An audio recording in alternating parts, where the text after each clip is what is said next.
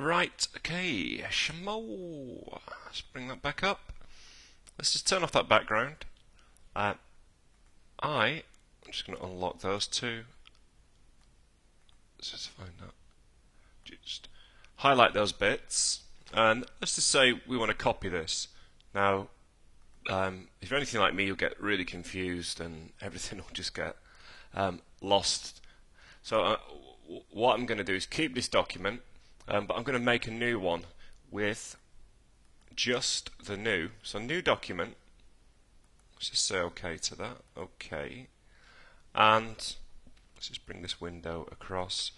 And then I copied what I traced before. So let's just paste that into my new document.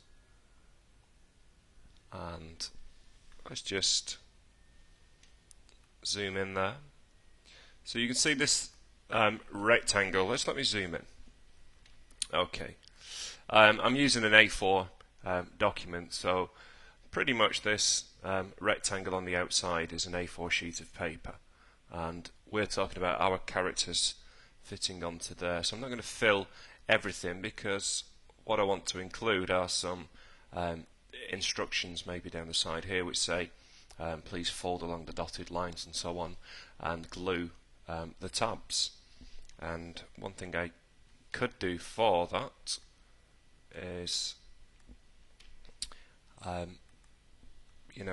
copy and paste, bring this across, so a little bit like a map. I'd be putting the text there, but if I lock the layer now, it just makes it easier. It just gives me one document with one template inside it.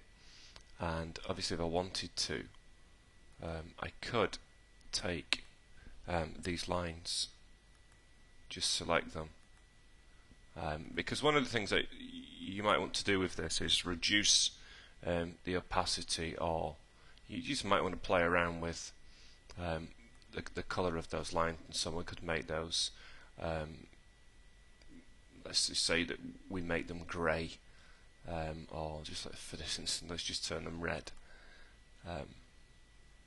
We can't really see that there, can we? I've used a fill colour there, like there we go. So I'm on the stroke. Let's turn the stroke to red, just so I can see it there now. And I could lock this layer and begin thinking about the character. If you were to go back to the document we were working on before, you can see there that works as a pretty good guide. So then you might decide, well, I'm going to use my tools on here to create let's do a new layer. Let's pop a face on there.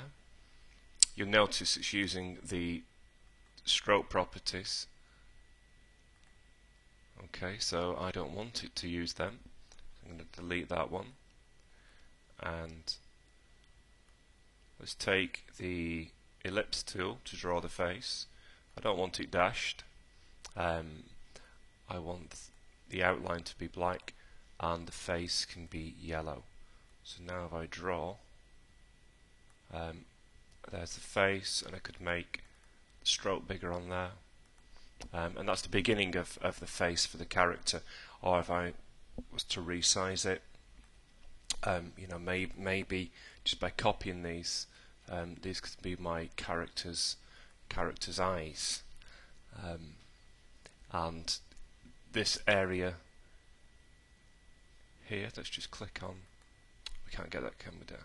But I could also change the fill color. Go to the rectangular tool and start to apply blocks of color here as well. Let's say I move that to that position. What I need to do here is arrange that, send that backwards.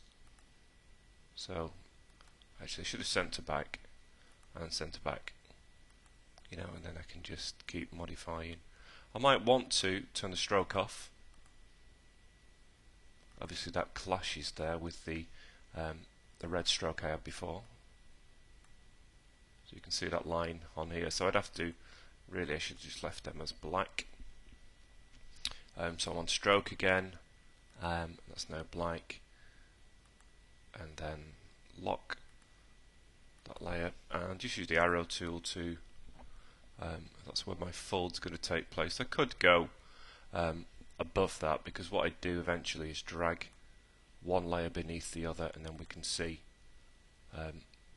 where that dot is. So now the layer is on top. So the layer with the guides sits on top, and the other one sits below. And obviously, on that layer, I might start to draw teeth, or it's up to, it's entirely up to you. Again, turn off the stroke, the fill color. There's one tooth, and we could just copy those. So he's got several teeth. Let's just highlight them. They're all a little bit hit and miss, and I'm looking for the align panel. It's already open, so I'll bring that across. Let's get rid of that. And I've highlighted those shapes, and we can use that there to align them vertically with the centers.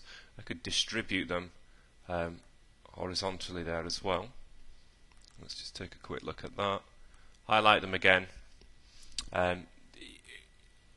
If I just want them to move around and stay together, maybe actually one easiest way would be to right click and to group it, or go to object and group, Apple G there, and then if I right click and arrange center back, so if I move them up, my character's teeth are just sticking out there.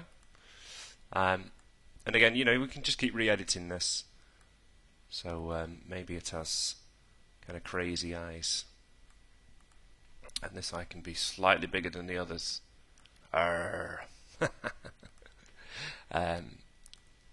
They might be different colours. This pink colour might be, let's just go, there we go. A bit of my swatch. I can keep playing around there, and gradually. I'd have some idea, mainly because I'd probably have sketched this out first, but I'm just looking at quick ways of beginning to make a new layer, start working on that layer, and create the content for your character, and begin to add some style and so on to that. Okay, let's just stop there.